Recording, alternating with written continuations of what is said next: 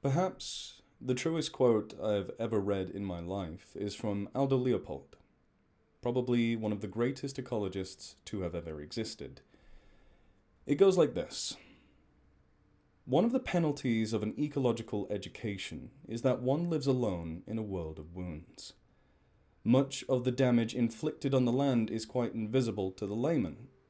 An ecologist either hardens his shell and makes believe that the consequences of science are none of his business, or he must be the doctor who sees the marks of death in a community that believes itself well and does not want to be told otherwise. That is something I face on a day-to-day basis. The more my knowledge has grown in terms of ecology and landscape, the greater degree I have to face depression and overall downtroddenness in my day-to-day life.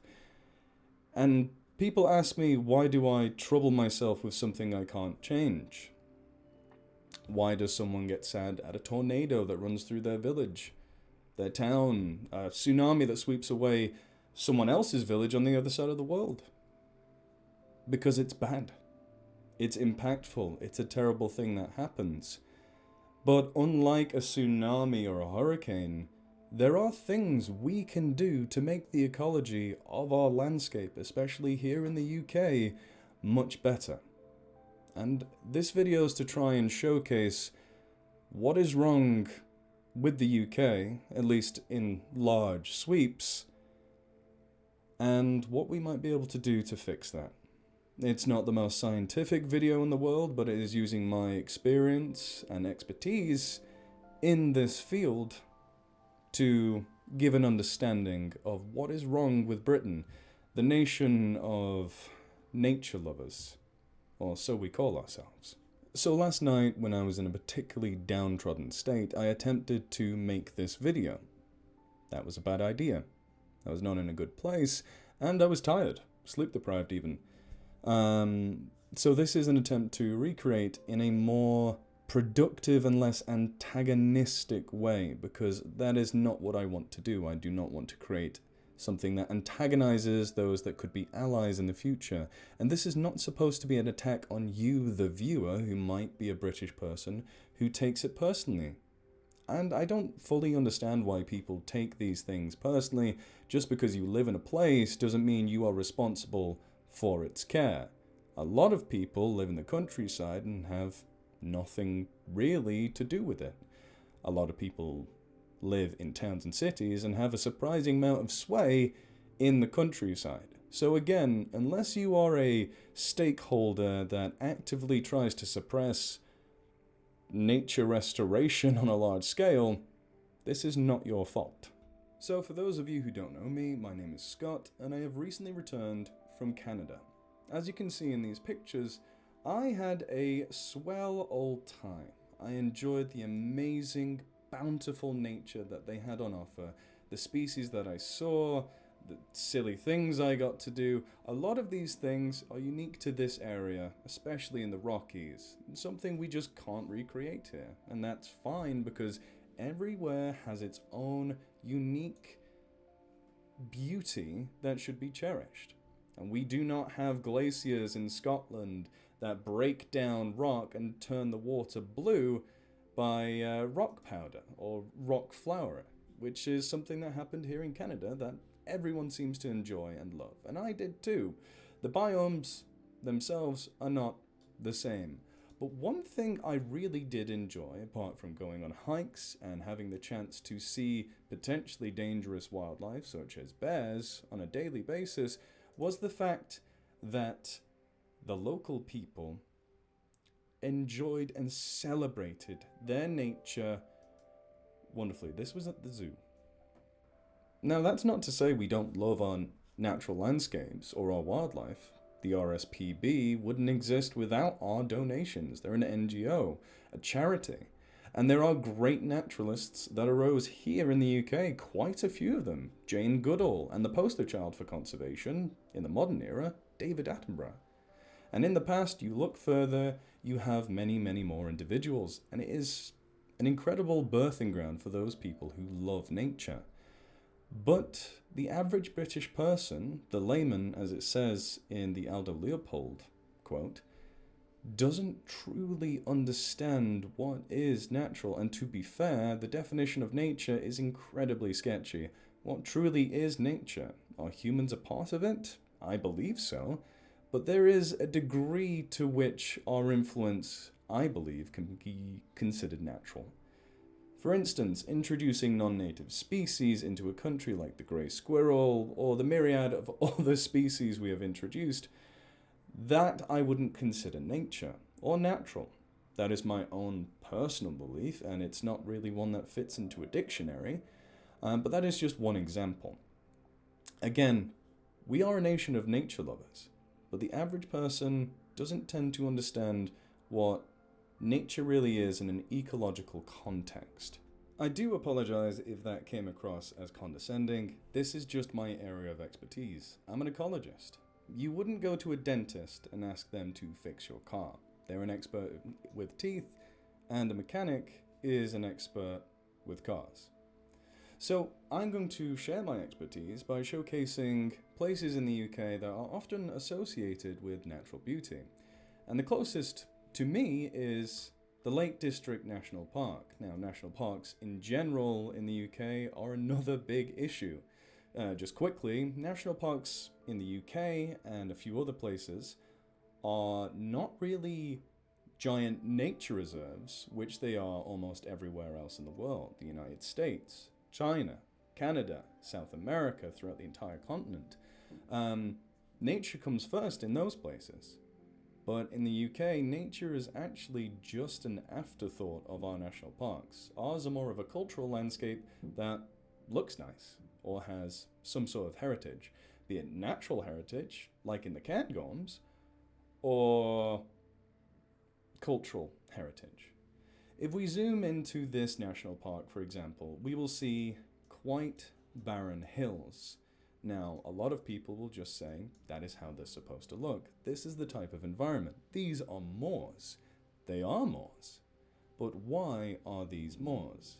So we can zoom in and look at these places. We can even go to a street view in some areas and see these vast expanses of grassland. Why is this grassland? This is actually a really good example because here we can see trees are growing. So it's not above the tree line. I believe most of these are non-native pines, but it just goes to show, why is this treeless? Well, it's because of us. Most of these mountainous areas, particularly in the Pennines, which is this mountain range that stretches through the centre of England and up into Scotland, this used to be, as the pollen records do show, used to be heavily wooded, especially Atlantic rainforest. Here's a quick example of what a healthy British woodland looks like. And this, when it's a little wetter, is actually a rainforest. Ignore that person there. You can see there's an incredible diversity of plants just in this one shot. You can see this species of fern, I think it's a hardwood fern. You can see this species of fern, which is a bracken, which usually occurs in overabundance across the countryside, which leads to a lot of ticks and other horrible things. But it is a native plant. In a proper natural setting like this, it's allowed to occur naturally in lower abundance. You can see holly growing. You can see oak, which is the most biodiverse tree in the UK. It provides more life than anything else in Britain, and it's incredible. You can see such an assortment of different plants. Silver birch, beech maybe, hard to tell at this difference. You can see bilberry, which in certain times of the year, this is our wild blueberry. It is a magnificent array of wonderful life here. You can see the mosses growing on the logs, and in this habitat is where you would have naturally found, if humans hadn't got rid of them, you would have found wolves, moose, the auroch, and a long time ago, bison, wild boar. All sorts of beautiful creatures used to call this habitat home, and it used to be a lot more widespread throughout the UK, but unfortunately today, it's a mere speck on the map. If we zoom in now, we can see the countryside almost anywhere we go in national parks are pockmarked by things like this. This is usually extraction for peat. Peat is a natural resource that a lot of people in the countryside use to warm their houses or for another source of fuel. In the modern era, this is really not that necessary, and it is highly damaging to peatland environments, which sequester a lot of carbon and help protect our environment from flooding. When it dries out or is excavated, that goes away. There are so many issues that I do not have all day to talk about them, but as an example, we have a very treeless country. Something like 13 or 19, I feel like it is 13% of the country is wooded. But when we go to a wooded area like Kielder Forest and zoom in, you can notice something straight off. Even here, you can see cubes of it. This is all plantation. This is only really there. Can't really go to Street View on that. See if I can find anywhere. This is only there to be harvested in the future.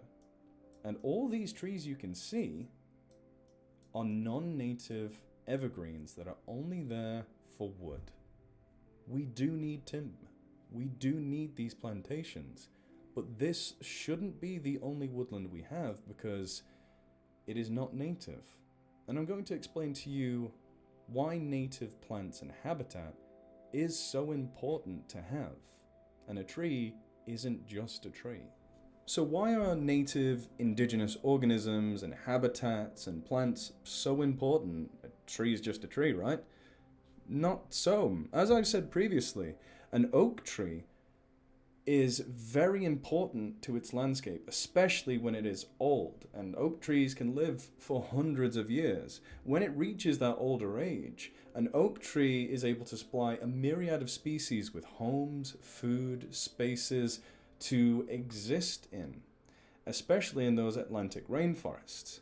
Now, if you plant a non-native pine tree in that place, maybe one or two species benefit from that. And the environment itself is changed. The pH of the soil is different. Certain other species of plants that could thrive around oaks because they co-evolved with them don't know what to do and can't exist alongside these other non-natives. It's just the best case scenario for our wilderness, or wild places in general, are to have native plants because our native wildlife knows how to deal with it. The odds are, if it's non-native, they won't know what to do for the most part. There are examples of this not being true, like with conker trees.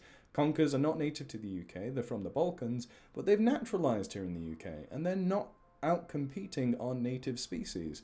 They're a nice addition to Britain. But, rule of thumb, when we're planting trees, or if we're allowing nature to take control of a landscape, it is better overall if they are indigenous species. Because that's what the land has worked with, and what the species we're trying to conserve have co-evolved with. This is very hard to do on Google Earth, but I can't exactly visit every single place, and I don't want to waste the fuel, or electricity, or whatever the hell it is. So, this is a pine woodland. This is a plantation. You can clearly see because these are not Scots pines. I'll show you Scots pines in a sec. But if you just zoom in to under the canopy in there, you can see that there's not a lot of biodiversity. And you can check this out yourself. Go to a woodland that is that belongs to the Forestry Commission. They're getting better over time, including native species and diversity within there, but for the most part, they are plantations like this that are planted in straight lines, unnaturally, and underneath the canopy, there's not a lot of life in them. You can clearly see that there's maybe just a little bit of blanket moss on the bottom. Moss is great, but there's not a high level of diversity in terms of plants, and if there's not a high diversity of plants, there will not be a high diversity of animals either. But where has all the forest gone? Here in Wales, where Atlantic rainforest should be in abundance, we have plantations, or we have this vast desert, this ecological desert of moorland. But why is that? Why is a lot of the space that used to be this beautiful Atlantic rainforest or other types of woodland, why has it been reduced to empty moors and essentially an ecological desert? There's a myriad of reasons, but to keep this video as short as possible, it's down to a few things. First is deforestation. Our ancestors, for the most part, didn't know that getting rid of the forests was a bad thing. It's now led to a lot of downstream or downhill lowland flooding.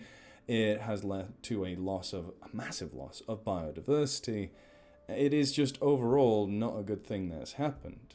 The carbon sequestration alone makes forests worthwhile. But we didn't know that back in the day. Today, now that we do know these things, what is stopping them from being planted, replenished for future generations, or even in the short term with the quickly growing trees like birch? Well, it is a lot of the time ignorance, sometimes greed, other times an unwillingness to act. We have an overabundance of two animals that deplete our natural woodlands because they eat the young trees. Deer, which two of our species, well, the two species we have in the UK that are natural, the roe and the red deer, they are still overabundant, but we also have non-native species like the Chinese water deer, muntjac deer, fallow and sika deer, which also contribute to the overbrowsing and grazing of our forests. But an even worse impactor, especially in Wales where we just saw that beautiful Celtic Atlantic rainforest, is the sheep. And I'm going to show you some clips from last night of what I managed to show and find. Now, what I want to showcase is how overabundant sheep are in the UK. Now, we've come a long way since we relied on wool being our main export. Today, it costs more to shear a sheep of its wool than the wool is actually worth.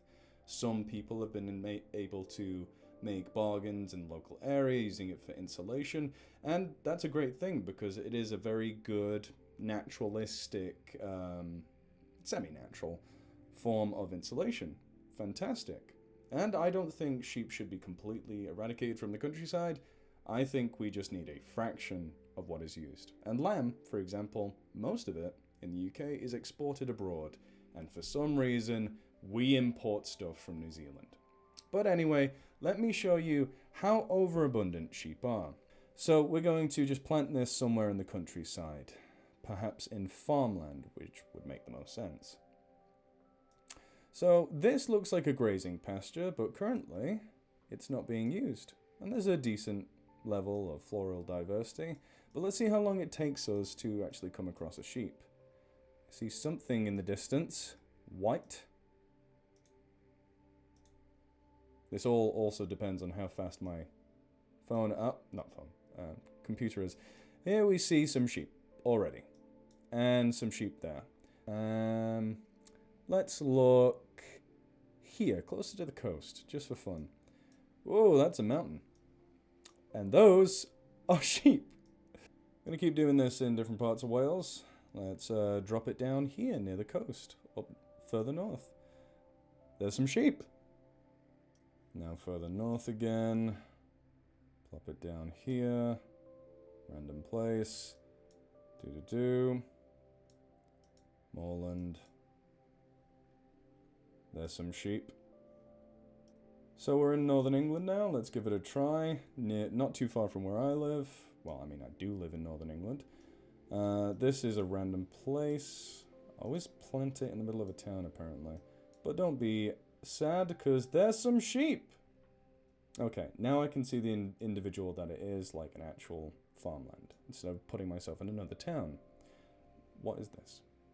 It's hard to tell now, actually. There's a sheep. Where's the farm? I think the farm's over there. But, you know, it's just wandering onto the road. And there's more. Lake District National Park. It's no surprise this is going to be filled with sheep. There we are. So a lot of these paddocks that you see that are empty will be used for sheep, but at least they rotate them. Now the neighbouring North Pennines.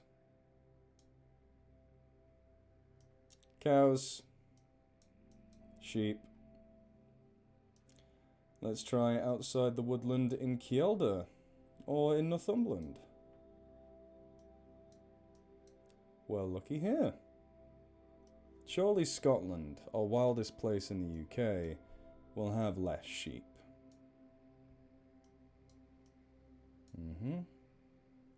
Nope. Let's try the Tay Forest Park, at least around it. Yep. One more time we're gonna celebrate. Oh yeah, alright, get to dancing. Try again, let's go further south, near Edinburgh. Jeez, right there. Okay, so now I've picked up the little guy. I'm gonna cover my eyes and place it in pretty much anywhere in Ireland. Okay, so you can see it's covered, right? Probably covered. Can even look away. I'm in the ocean. There we go. Countryside, church, down the road, bada bing, bada boom, turn around, there's some sheep. So, as you can see from those clips last night, there is an overabundance of sheep, particularly in the north of the UK and Ireland. So, why do we have so many sheep? Surely we use them, surely they're vital. Not in the modern day. Not like they used to be. The UK's economy used to be built on sheep because we sold the wool, we sold the mutton, but today, as I said previously, it costs more to shear a sheep of its wool than it does to get the money for that wool. And it's very similar for the mutton. Most people who raise sheep make a loss raising them, but they get the money for it from the government, from us taxpayers, just to have the sheep on their land. Now, again, this creates a lot of contention because a lot of people say it's not that simple, it's not that easy. But for the most part, it's very hard for small landowners, small farmers, people who actually put the time and effort in to raise those animals to make money because they're a small holding. But people who own a lot of land, especially people who don't care about the animals, well, they have the land, they buy the sheep, they throw them on, they will make money. And a lot of the time it's the sheep that tend to suffer for that, as this next clip can show you. The person that owns these sheep lives in Wales, which is a good few miles away. And this is actually one of his sheep. This is one of his sheep that I found whilst walking my dogs. This is a lamb. It just died. This is not the only one I found. And it is a massive shame because not only do these sheep die without being properly looked after by these large landowners, again, not small family farms, they're left to rot, which I was speaking to a farming friend of mine, and he did say it is usually because it is expensive to properly dispose of your animals.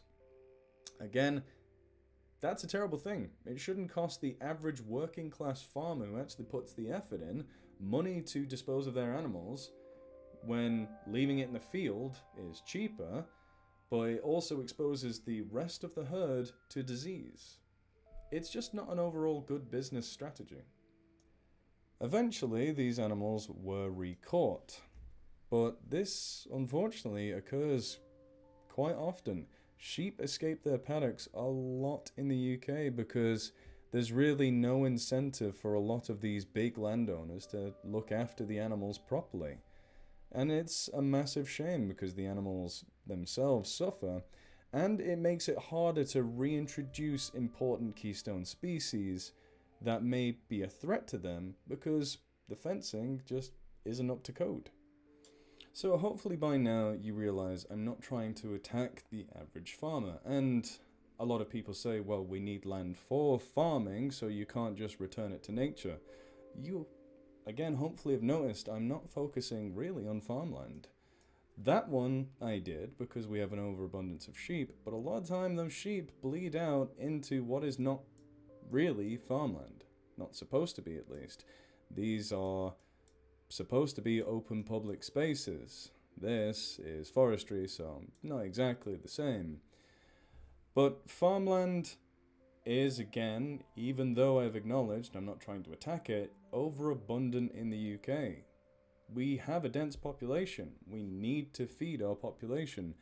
But we waste a good portion of our food. As much as a third of all the food we make is just wasted. And as I've shown you and told you with sheep, a lot of land is wasted on them too. We just simply don't need as much as we produce. So that statement alone will cause a lot of conflict because people in farming communities are quite close-knit. Whether you're a sheep farmer, a cow farmer, a potato farmer, another type of crop farmer, farming communities are like this. They are quite close-knit because, especially in the past, if they didn't stick together, they would get trodden on quite a bit, especially by a lot of higher society people. But the modern problem is, it's not urbanites like me against them. It is the working class farmer and the working class urbanite against the higher society that kind of uses the countryside as their own personal clubhouse. Indeed, a lot of the reasons this wide open landscape is the way it is and change is not happening is because people in higher society don't want it to happen. This is their personal playground. Here, they burn the open moors to keep it open and stop it becoming woodland again so they can shoot grouse a lot easier, take the sport out of the sport. And because a lot of people in higher society love to hunt deer. And what's better than having easy to shoot deer? It's a lot harder in a woodland, but in these wide open landscapes with high densities of red, fallow, sika, and occasionally in open landscapes roe deer, it just makes the game a lot easier for them. And if you even think about reintroducing an apex predator to keep their densities and their grazing under wraps, well, that will be stopped at every single hurdle. It's getting a little stuffy in here. And orange. Let me show you outside, on the ground. I am currently in Moor Nature Reserve. This is one of my favourite bits of nature to come and spend time in and walk my dogs. They kind of pull, I walk. But regardless, one of the reasons I really like this place is because it is semi-natural, intact, deciduous woodland. It has a variety of oaks, with lichens, which are an indicator species of air quality. And it has a good variety of these trees. It has old oaks, it has relatively old birches. But it's not without its flaws. And the two major ones are invasive species, which eagle-eyed viewers will have already caught. That's Himalayan balsam, the most invasive plant in the UK. And the other issue, bar these guys, which only turned up last year and are already overrunning the place, is the deer. Now, currently, the deer are not at such a high density that the forest can't regenerate itself naturally. Currently, it is fine. And I'll show you that. Just outside of this little patch of woodland, we get a really nice patch of oak wood pasture. You can see these are much younger trees. Here, we even have a sapling. Now, if the deer population was overabundant, unnaturally high in the area, these saplings simply wouldn't be able to exist. So even you yourself can see the impacts of deer, even if you haven't seen them in your area. They most likely do exist if you have woodland, be it roe, red, fallow, or other non-native deer species. If you take a look at the lower levels of the forest and notice you don't really have any saplings in the area, it's usually a good indicator that there are too many browsing deer in that space. So whilst the deer aren't a current issue for the woodland, if there are no natural predators here of these deer, which happen to be roe, this forest will eventually stop existing. And since hunting isn't very popular in this neck of the woods, or really throughout most of the United Kingdom, bar a few small communities, it is not a long-term solution, nor does it accurately replicate what wild predators actually do. So why exactly aren't hunters an ideal solution to this problem? Well, you see, a lot of the time, especially when it is hunting recreationally, they aim for large bucks. Big, impressive animals with antlers. These are usually the healthiest of individuals, and so they are selecting against the healthiest animals in a herd. They're also often not hunting the sick, weak, young, old, or injured animals as, well, it's a bit mean. But with wild predators, they will always go for the easiest prey. And that is often those injured, sick, old, young animals. Which sounds bad to us as a civilized species. Overall, those deer, in general, benefit because it selects against the weakest genes. The weakest animals get selected out. And what you are left with are stronger animals that are more likely able to survive overall. They can get through winters, they can get through harsh summers, they can get through times of scarcity. They can also survive more against those predators in the future. Almost slipped there. But even if you manage to employ someone who is willing to shoot these sick, injured, young and old animals, you still have the problem that it doesn't impact the deer's behavior. Wild predators are effective in a way that humans can never be. See, humans don't really impact a landscape of fear, influence that in their prey. What this means is that prey animals like deer constantly have to be on the lookout for their predators, so they can't stop and overbrowse or overgraze any one area before moving on, giving the plants time to regenerate. There's a lot of reasons for this. Humans, for one, don't tend to hunt in the dark because it's dangerous. Humans are also not as good at hunting within a forest, tracking their prey through it, because it's harder to shoot. There's more things in the way. Whereas wolves, lynx and bear can chase throughout it. In the Cairngorms, this does occur, meaning a landscape of fear created by humans, not wolves, lynx and bear. And there is some similarity to a landscape of fear, although it is imperfect. I suppose what I'm trying to say is that we need to start giving nature respect. We need to give space to nature and give it the ability to guide itself, as only nature truly knows how a place is supposed to be and how to repair itself. And how do we do that? Well, we get on invasive species under wraps. Maybe it's the harsh way, but it needs to be done. And we need to get our grazing and browsing under wraps throughout the country, not just in places that are supposed to be beautiful Celtic rainforests, but other forms of forests, montane scrub, dune systems, peatlands, marshlands, wetlands. A lot of these spaces, even riverine systems, rely on healthy vegetation communities along its banks and in the higher areas to help filter the water and make things better. But we also need our native species, our keystone species, back in the country at all levels to help maintain that.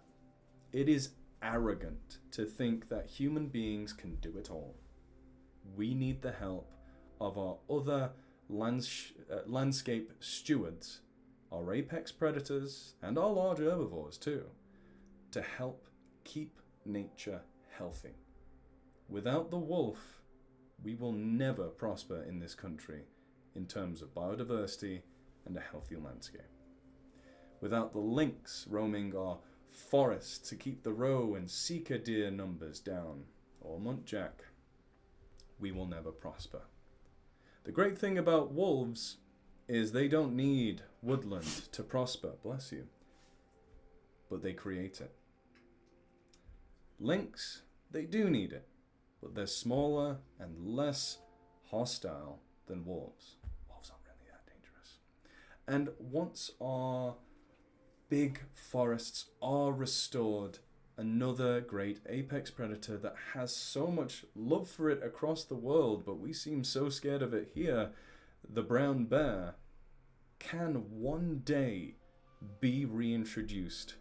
Maybe that's a little ambitious, but I think there is a lack of ambition in British conservation. Water voles are fantastic, but they'll be useless without the habitat that the beaver creates. Sand lizards are absolutely gorgeous, but if the dunes that they live on aren't kept open by the grazing of deer and bison, then they won't exist. And purple emperor butterflies would be nothing without dense oak woodland maintained by a stewardship of apex predators. We expect people in other places like South America to protect the Amazon rainforest and to live with their big apex predators, but we shy away from restoring our own. I started this video with a quote from Aldo Leopold, and I'll end it with one too. This one comes at a pivotal point in his life when he went from wolf hunter to ecologist. We reached the old wolf in time to watch a fierce green fire dying in her eyes. I realized then, and have known ever since, that there was something new to me in those eyes, something known only to her and to the mountain. I was young then, and full of trigger itch. I thought that because fewer wolves meant more deer, that no wolves would be a hunter's paradise. But after seeing the green fire die, I sensed that neither the wolf nor the mountain agreed with such a view. Thank you for watching, and please ruminate on those words and everything I've said here today.